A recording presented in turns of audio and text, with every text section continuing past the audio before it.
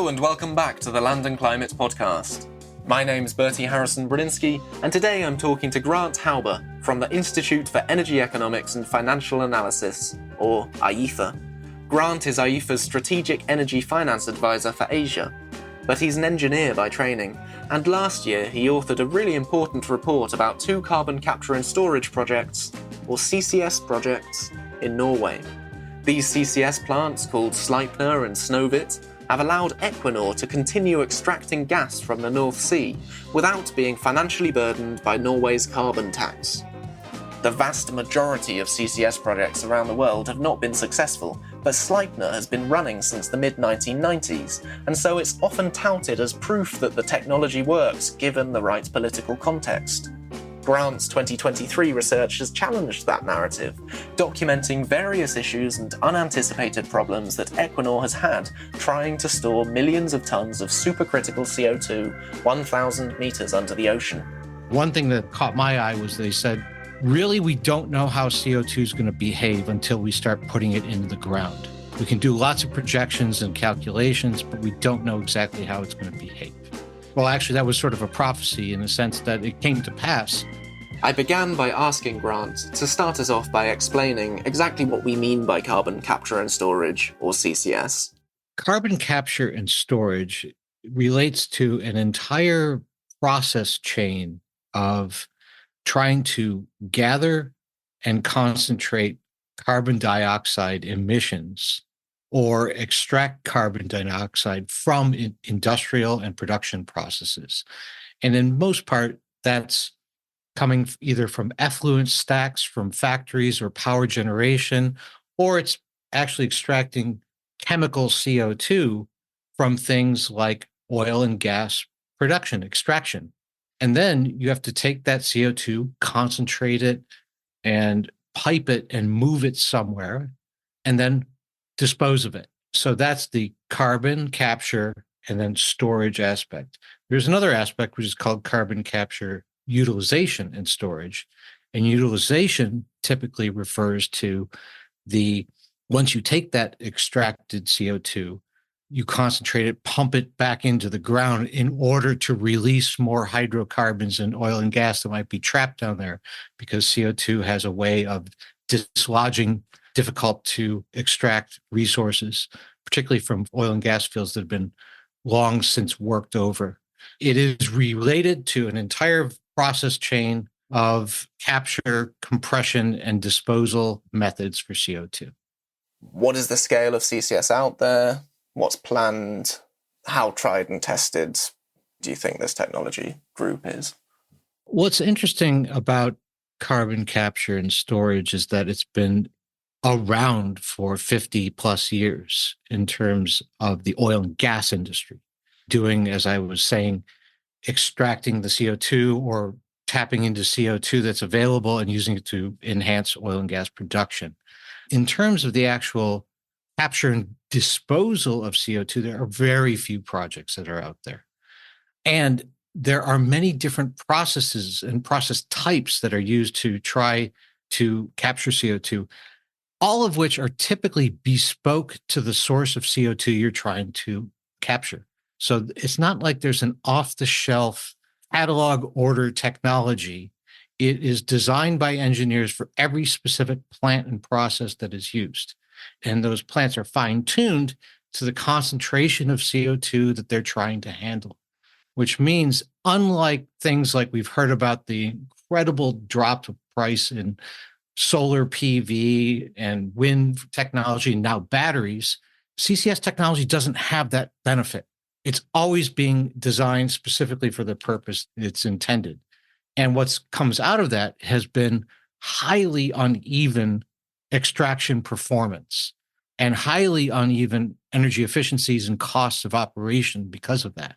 There is not really a great, strong predictor of some sort of cost reduction curve. It just doesn't exist. And we've seen, at least with extraction technologies, efficacy, so the ability to actually extract the CO2 rates, well, they claim they design it for 95% removal, but the best we've ever seen is 85%, and most are in the 60% range, meaning that the other 40 to 50% is released to the atmosphere. Even after you spend all that money, you're only getting a part of the capture. And then there's the other aspect of things is that everything in the world leaks. You take the gas, you put it into a compressor, and it goes into a pipe. There's loss, loss, loss. It may not be a lot, but all those losses do add up to even more than that 40, 50% loss that comes from the process. So there's a lot of engineering things to manage here, let alone the economics and environmental target that's coming out the other end. You authored this report last summer looking into Equinor's 2 projects in Norway, that one of which I think is the oldest CCS project that is considered to have worked, that isn't about extracting oil from the ground by injecting gas, but is just about storing CO2 underground. I mean, this report, I think, is interesting for 2 reasons. One is that those projects are often cited as the best examples of CCS working. And the other is that a lot of the issues that you found during that research, as I understand it, related to the geological reservoirs and the storage of the CO2 in those reservoirs, which, based on my conversations with CCS experts in the past, has generally been the bit of the process that seemed as the most trustworthy, the most safe, compared with stuff like the pipeline transportation. Could you just start us off by saying, why did you start looking into this? I mean, what led to that work happening?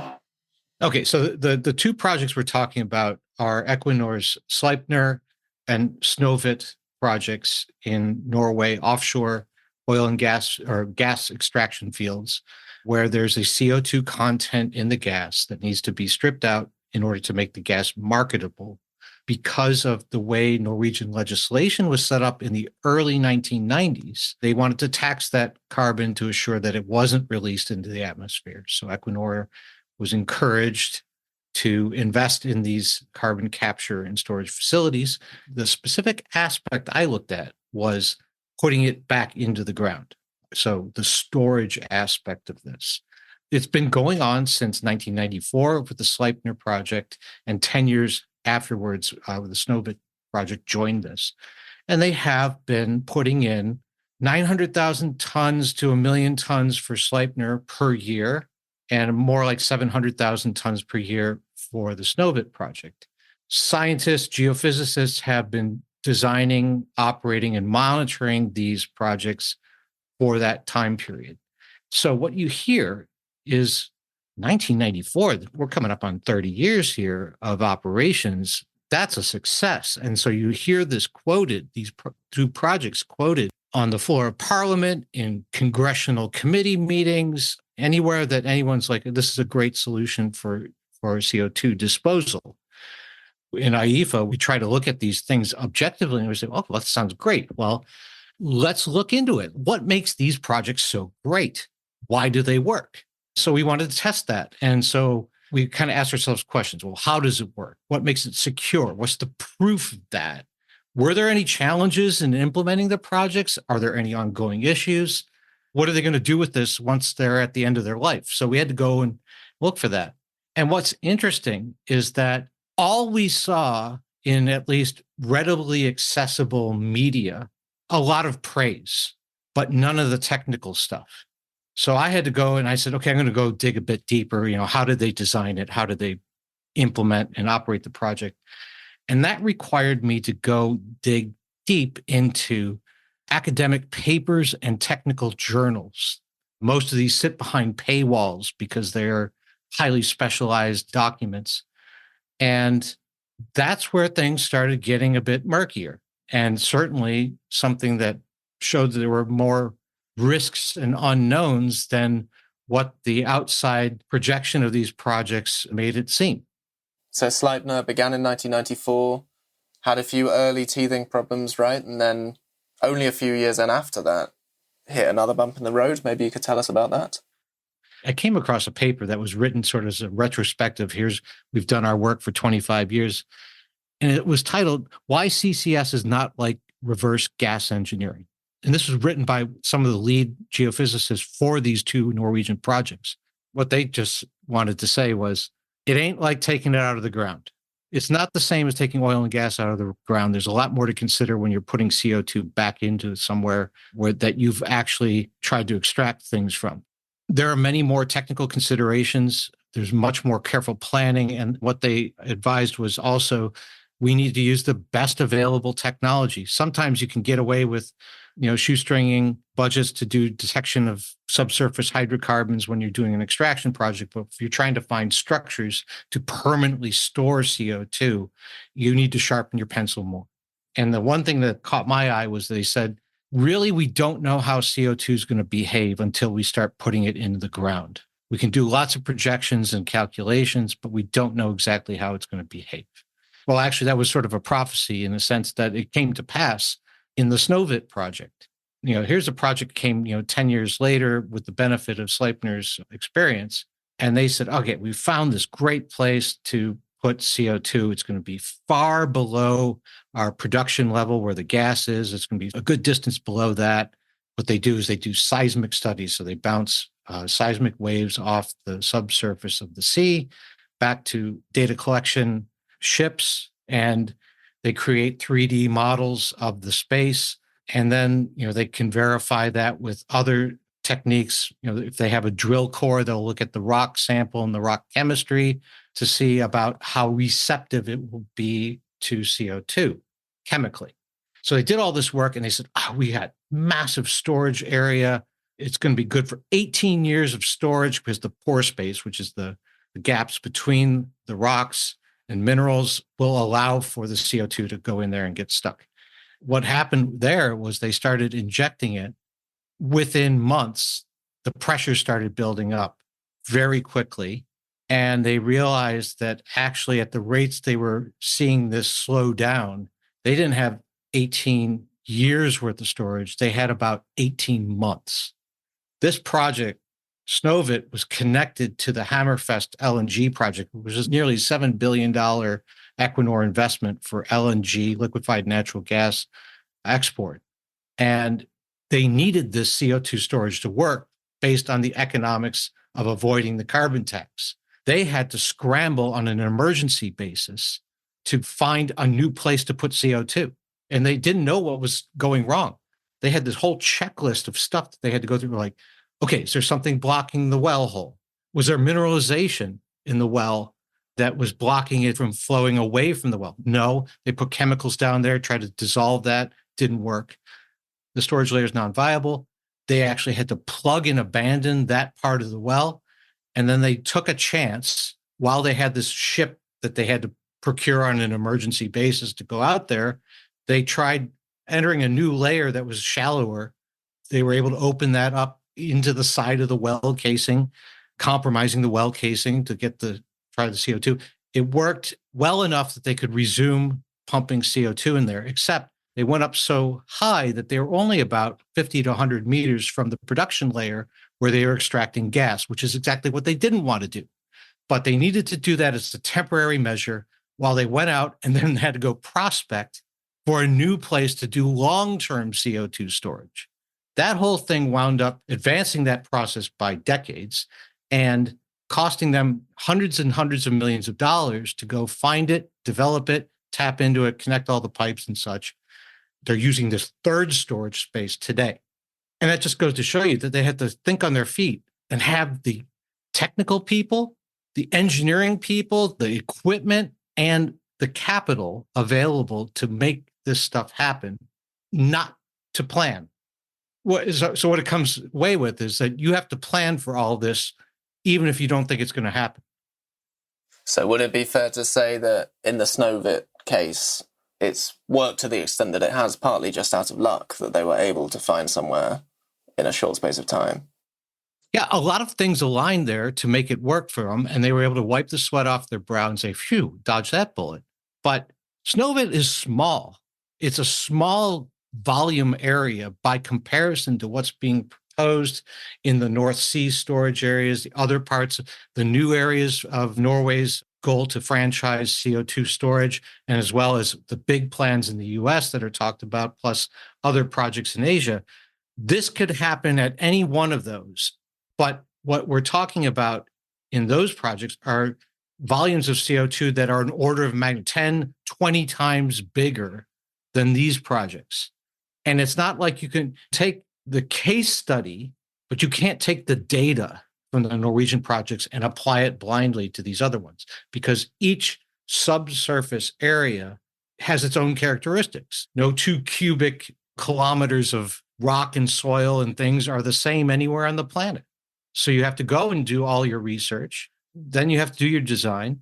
Then you have to monitor how it's working. And like in Snowbit's case, it didn't work, and they had to scramble to make amends. Imagine that you're doing this on something 10 times the volume, 10 times the size, and you have billions of dollars worth of CO2 extraction, compression, and transport equipment banking on this happening.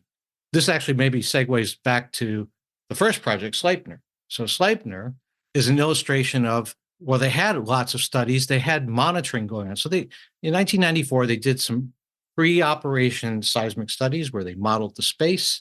They said it's going to be good. We see that there's going to be there's these strata of storage areas starting very low, like minus 1,100 meters, so over a kilometer underground. And we see that the CO2 is probably going to work its way upward to about a level of 900 meters. And there's going to be like 7, 8 strata that'll go in, but it'll be contained in that. And that was their operating assumption. So they started pumping CO2 in 94. They took another set of seismic monitoring shots, bouncing the waves in 1996, another 2 years after that. And they realized by the time they got to the third and then the fourth set of data that actually the CO2 had migrated up vertically to a large ninth layer at a shallower depth that they missed. They didn't even know it was there based on all the studies they'd done and the data they collected until the CO2 started going into it. And it turns out this is a potential problem. That ninth layer, the shallow layer, is butting up against some what they call cap rock that's meant to hold the CO2 into place. But the key about storing CO2 is that it needs to be in a very specific condition. It's a supercritical state. Supercritical is somewhere, it's a phase change, if you're going to go back to your chemistry and science, where it's not a liquid and it's not a gas. It's right at that critical point where it's sort of the densest CO2 that you can get. And that needs specific temperature and pressure conditions to stay in that state. That's the state in which CCS disposal takes place.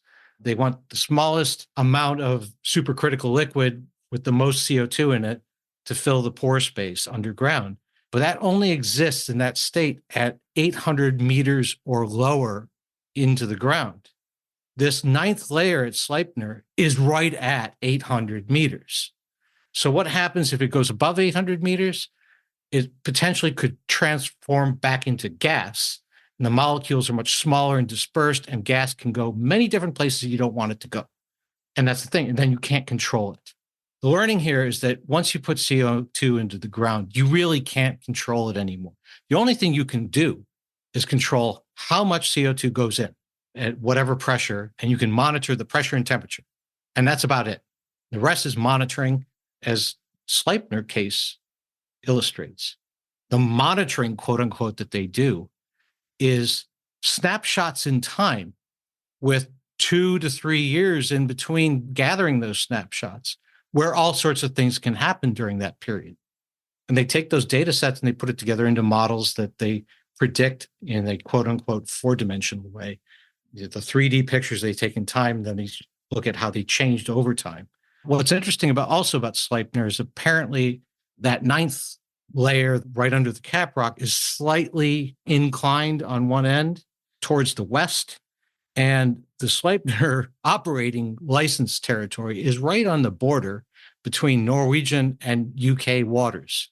So while it's not currently at the border, it's moving that way.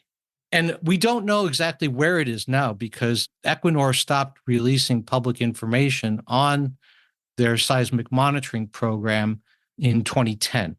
There have been 4 more seismic studies done since then that have been kept in-house. So we don't know exactly what's going on with the migration, but we do know there is migration. The initial release of information was done in order to help develop the carbon storage industry, to show that academics could get access to the data, run all sorts of different types of analyses. And it did. It served that purpose. Hundreds of PhDs have been minted off this data set.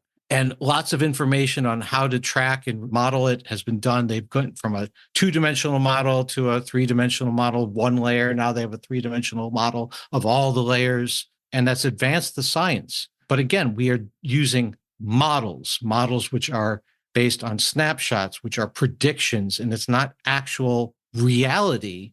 It's an approximation of reality of what they see, and they use models to predict what might happen under certain conditions. And that is the state of the CO2 storage industry writ large. The thing that is very interesting, when I also tried to say, okay, if you need all this technical data, I'm sure when we look at all the UK CO2 storage clusters, the US programs, the offshore gas programs in Malaysia and Indonesia that are looking at, and the Japanese programs, I'm sure they have similar data that they've been collecting and modeling and level of detail. I could not find anything on that, and I still do not see it in the legislative and regulatory discourse that's going on in each country. What is the level of study and proof of these storage areas that are proposed to receive this 10 times, 20 times the volume of CO2? I mean, there is one little demonstration project in Japan that has 300,000 tons of CO2 stored for a few years. They've been monitoring that, but they're also looking to use that as a model for saying we can do this at a scale 100 times the size. It raises a lot of questions. A minute ago, you were saying about the extent to which monitoring is modelling and prediction as much as recording of factual information. I mean, do we have a clear sense of how accurate that monitoring is? And if there were to be leakage, or if supercritical CO2 were to turn to a gas, what is the likelihood that we would know about it, or the companies would? That's a very good question. What you do know is you know the volume you put in. That's what you know. You know that for sure. You know what goes in. And the whole purpose of this modeling and monitoring program is to try to estimate the volume that's there physically, but they don't know. And it doesn't match up 100%. It just doesn't. You don't have sensors spread out over thousands of square meters, hundreds of thousands of square meters of area to figure out where this stuff goes. Because also subsurface terrain, if you want to call it that, is not uniform. You know, they have fault lines that cut through things, which means that could be a migration path, or it's a wall. It can be beneficial or detrimental. The best they can do is do these surveys to estimate where it is. Now, they also obviously would try to collect information on where other wells are. A lot of these fields that are being proposed for storage are in existing oil and gas extraction fields, which means depending where you are, especially if it's, like, say you're in the southern US and the Gulf of Mexico, it's a literal Swiss cheese. Well penetrations that have gone through different layers at different depths, and at times in history where records may not have been as accurate as they are now, and before GPS location systems and things. So that means that there could be penetrations into your storage area, which could lead to leaks. Now, it's easier to plug a well rather than try to find a fault line and somehow fix Mother Earth to stop leaking in that spot. But here's the other thing about CO2, and this is an important aspect, again, from a design, investment, legislative, and regulatory point of view. CO2 is not like other transport liquids. It is highly corrosive, particularly in the presence of any drop of water, of any hydration that has to be totally dried out to below like 0.05% moisture content. Otherwise, it becomes highly acidic, corrosive.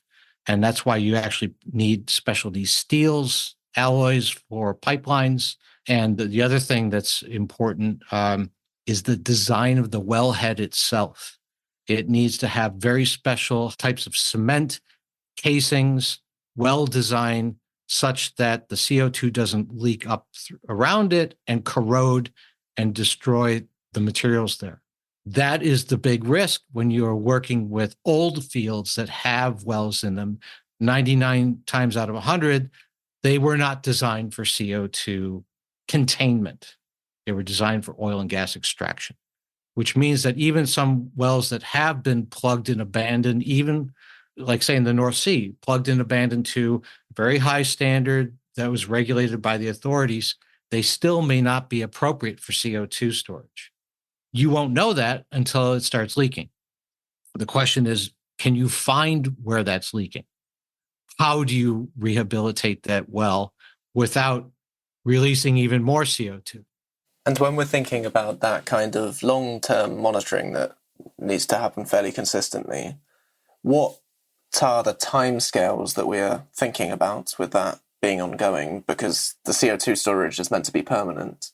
And when you and I spoke about this before this call, I think you mentioned sunset clauses have been introduced with some CCS projects. So I wonder if you could speak to that issue of timescales with a lot of this. First of all, we have to talk about CO2 stabilization underground, which is geologic timescales.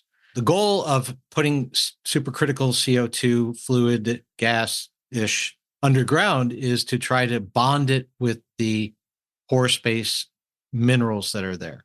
Ideally, mineralization would be is the most stable end form of the CO2 where it actually becomes part of the rock. In highly reactive rock, it can start happening in decades. In less reactive rock, my understanding is it can be thousands of years. That means that risk of CO2 changing phases and moving around is present until it becomes stabilized, mostly stabilized, which is on those timescales.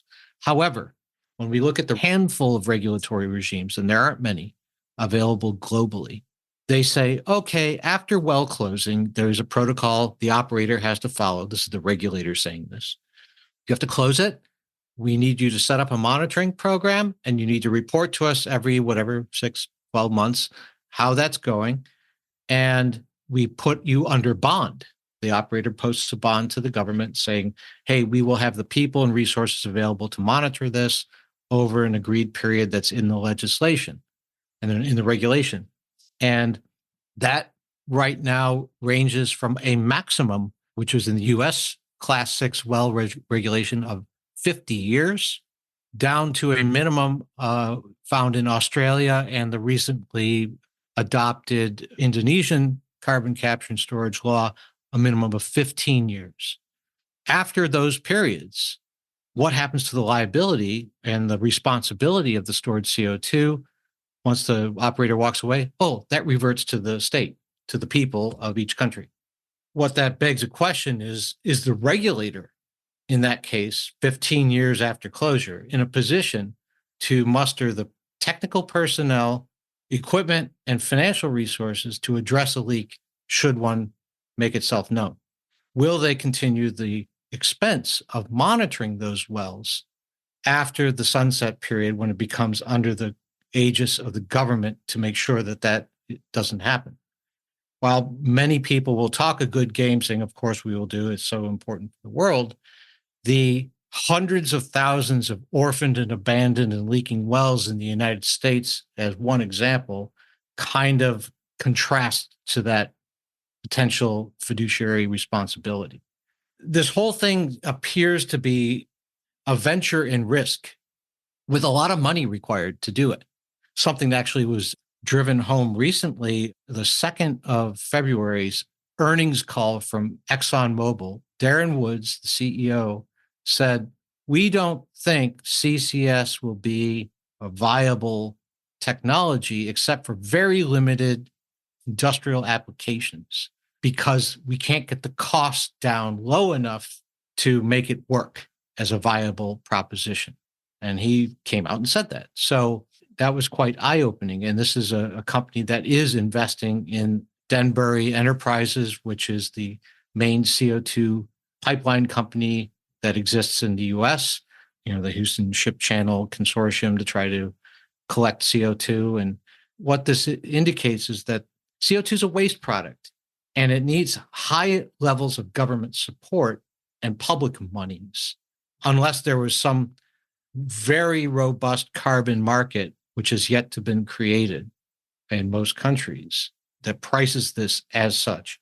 You will need to continue to subsidize this whole thing for over its entire life.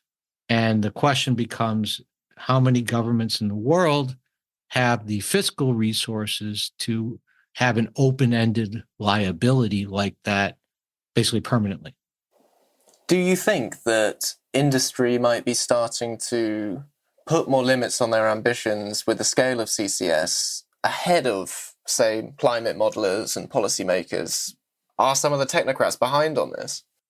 There is a contrast between what the panel on climate change that has been doing the big predictions, as well as the International Energy Agency, have had projections in their decarbonization scenarios that have I would say in past tense, a big slug of CCS, CCUS there as part of the climate solution.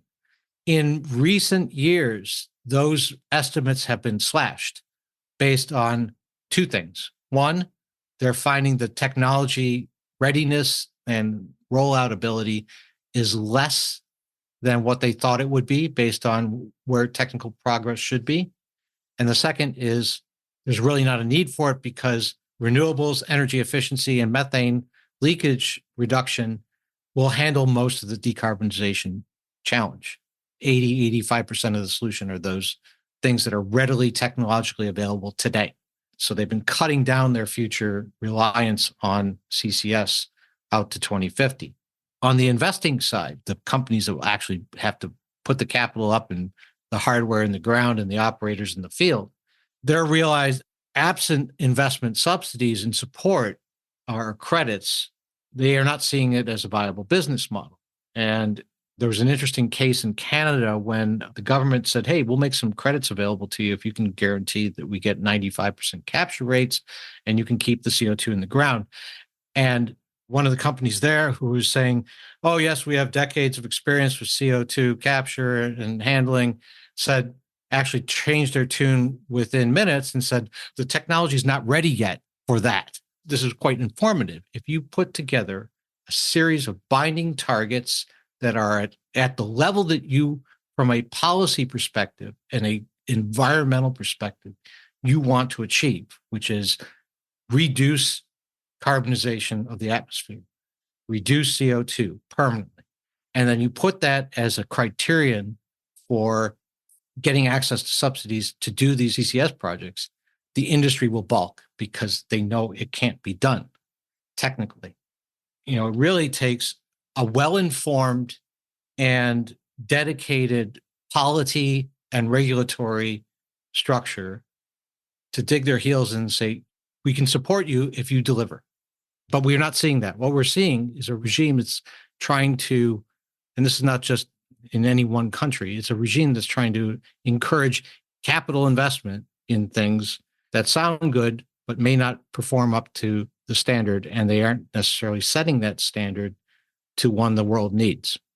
How was the reception to the Sleipner-Snøhvit report? Did you have any interesting interactions with people after about your findings? What's interesting is that for people who are in environmental movements or even fiscal oversight watchdogs for government, without the environment side, it was quite eye-opening. And people appreciated having another perspective, particularly distilling all this technical information into something. I got mixed reaction from the professional community. For those who are deeply involved in implementing these CCS projects, they were critical of my approach. Oh, you don't realize that there's so many variables. There's a distribution of outcomes that we deal with in the uncertainties of reservoir engineering. Leaks happen all the time in oil and gas extraction, which is not a great thing to advertise, but it is true. There are blowouts, there are leaks, there are failures and things that allow gas and oil to enter the environment unchecked. And that's sort of the uncertainty that the petroleum industry has dealt with over 100 years. Unfortunately, it's that attitude of there's a statistical chance things will not work for CO2 that's being brought into this permanent storage decarbonization paradigm that it appears to be incompatible. But the professionals maybe don't realize that that's the way it looks. As a former engineer, I'm sympathetic. I know they can engineer and design a solution around anything given enough money, time, and resources. But that's not the end goal here. What do you do if you're an elected official or a civil servant who is responsible for deciding and overseeing programs like CCS? They have to take a decision. They have to say, will we be able to regulate this with certainty and tell that to the public and say, we promise that this will be not only a good use of public funds, but a secure and safe approach and one that actually helps save the planet. And they can't rely on P50 to P90 statistical distributions that come from, they have to say yes or no to the public. And I don't think at this current stage, they have enough information or resources available to them to be able to render that decision with any sort of confidence. And they are relying on third parties to tell them what's right or wrong. And they need more information, more insights and education to do it right. And the planet depends on it. My thanks to Grant Hauber for coming on the show, and to Vasco Kostovski for our audio production. If you're a new listener to this podcast and you want to learn more about these issues, do check out some of our older episodes, such as our interview with Professor Jonas Yearshow about the history of Equinor in Norway, or my previous episode on CCS with Dr. Howard Herzog of MIT. We'll also link Grant's report in the podcast blurb, along with some of IEEFA and Land and Climate Review's other work on CCS. Please do like, subscribe, follow, leave a review on whatever podcast platform you use. We really appreciate it, and we have some great episodes coming up soon. So we'll see you again in 2 weeks' time. Until then, thanks for listening.